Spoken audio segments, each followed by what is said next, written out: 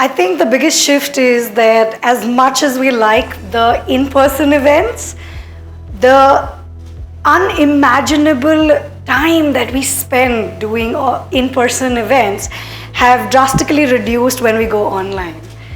We as a company have also been able to take our 6 to 8 hours of in-person events and literally condense them into 4 hours of impactful, powerful online trainings.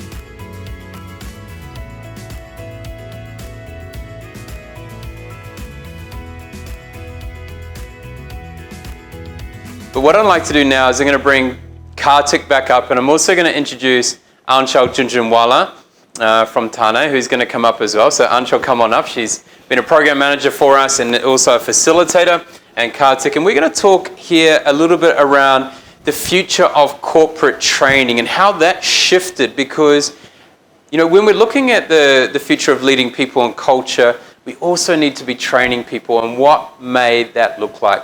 So I want to start with you, Anchal. For you, you've watched, you were doing a lot of in-person stuff before, then you come online, now you're starting to see it change. For you, what has been the biggest shift in corporate training over the last 2 years? I think the biggest shift is that as much as we like the in-person events, the unimaginable time that we spend doing in-person events have drastically reduced when we go online. We as a company have also been able to take our 6 to 8 hours of in-person events and literally condense them into 4 hours of impactful, powerful online training. So it's fascinating how powerful and intense online events can be. Yeah, and when we do that as well, like we look at condensing it down to 4 hours. I mean, we don't have to worry about the lunch break. We don't have to worry about the 20 minutes in between. We can also control the communication a bit. So when we think about the way we've changed our communication and online training, what sort of things do you think we can bring into the in-person training that are going to allow us to keep those 4-hour trainings rather than keep everyone there for 6, 7, 8 hours a day when they've also got other busy aspects to do in their I think the one thing we learned with online events is literally measuring our words, which we would not do with in-person events. We would go on and on and on. But with online, there were strict time schedules. We have to be 4 hours and that's about it. So I think that's the one big learning that we can bring in our in-person events, where we're measuring what we are supposed to deliver. And also a bit of interaction, because with online trainings, it was so easy to get everything in the chat box. You need a yes, you need a no, put it in the chat box. So I think we are seeing that shift where we're able to bring that same sense of interaction even in our in-person events, where earlier we would see facilitators standing for 2 hours and just doing a one-way presentations. But now that is changing, and even today we saw a lot of interaction with our audience. So that's the shift that we're all starting to see. Yeah, it's really important. The cool thing about online is we've been able to get the collective thoughts of everyone in the room instantaneously, real time. But when we're in person, we've got to ask a question and wait for people to answer. So how can we incorporate that instantaneous thinking of everyone in the room while also being able to open mic? And I think, we've got some strategies that we're about to implement as well, where, say, we've actually got software in the room, and each person can have their phone or device there. We give them a link, they go in, and we project the second screen up on the wall. And the second screen is actually just running the chat. So every time we ask a question, everyone can quickly type it. We'll open mic to 1 or 2 people to go deeper into something. But it means everyone is engaged and interacting. It means everyone understands what everyone else is thinking. Yeah. That is something we missed before, which I think is really powerful going forward. And there are software, I think, now where you can actually integrate it into the slides, so it'll split screen as well. It's okay, but I think that can be developed. Kartik, for you, in person, we saw a lot of people who would just facilitate. One person would stand up and facilitate a group of 20 for a whole day. For you, what have you noticed in what we've been doing in that group facilitation model that is changing the game when it comes to corporate training? Yeah, that's a very interesting question, because when one facilitator facilitating one room is a challenge, 3 to 5 facilitators facilitating one room is a much bigger challenge. But that's where the entire diversity and inclusion comes in, and not just from that perspective, but various ideas get seat at the table. How can a team of 3 to 5 facilitators conduct one program that typically a one facilitator conducts? So the learning becomes very packed for everybody, because there is 3 to 5 minds at work, and this team now has to perform like a cricket team. It's all in sync with each other, and they have to complement each other's plays, and it's very challenging on the go, because if it's just one player playing it, they can play as they like it, with some level of audience feedback perhaps. But when it's 5 players playing it, you have to be able to pick up what the other person is leaving behind. You have to be able to add what other person could not perhaps add. You have to lead on with what they left with, and so many other elements which make the experience far more richer. And all of that, when condensed in 3 to 4 hours timeline, attending it is like orchestra. Like you have that experience of transcendence, where you're literally losing yourself in that training. And why can't trainings be like orchestra?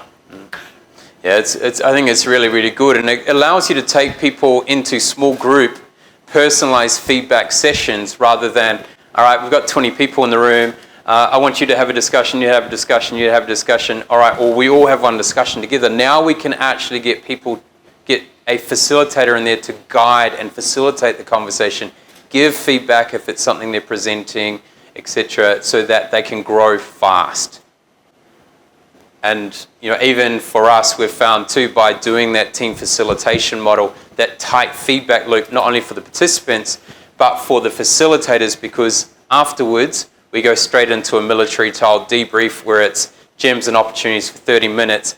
And it's not just your lower level feedback you might get from a client or a participant in regards to the way you're facilitating. Yes, they give valuable feedback on whether it's contextualized, whether it was relevant, but the actual way they're facilitating, because they're all at a high level, they can give each other feedback that takes them to the next level. And that is, I think, a big game changer in the way that corporate training and training will be done in the future. And we're not the only ones doing it, but I think we'll see that. Just a last one, I think, to kind of finish off on here. With the costs of in-person training a lot more expensive than online, and both in price and also resources, what sort of training, just a quick one here, really fast for both of you, what sort of things do you think we'll see in training that will remain, can be done really well online, there's no need to go in person, and what sort of things do you think need to be in person? I think, in my opinion, it's just a personal choice. We've seen in the last couple of years, every single thing is possible online. And just today, we've tried a hybrid model as well. We zoomed in Sam, and we are here in person. So in my opinion, all team trainings, whether it is leadership roles, whether it is well-being, whether it is any other sort of training, everything can be done online. And that comes with its own advantages, like we can get access to Craig much more easier when he's online, as compared to flying him down all the way from Australia for an in-person event. So you get access to global leaders when it's online, and I think it comes with major advantages, and it is here to stay. What about you, Karthik? So Craig, the thing is, I am in the most high-touch profession that you can imagine. I'm a psychologist, right? I'm the tissue guy. When people cry, I hand over a tissue. So in COVID, the most amazing thing that I have seen is 70 to 80% of my counseling sessions have moved online. And I now have clients from, you name the countries like US, Abu Dhabi, Japan, and you can name 10, 15 other countries. So if such high-touch profession can deliver results online, then there is no reason at all why I think that we can't deliver trainings online.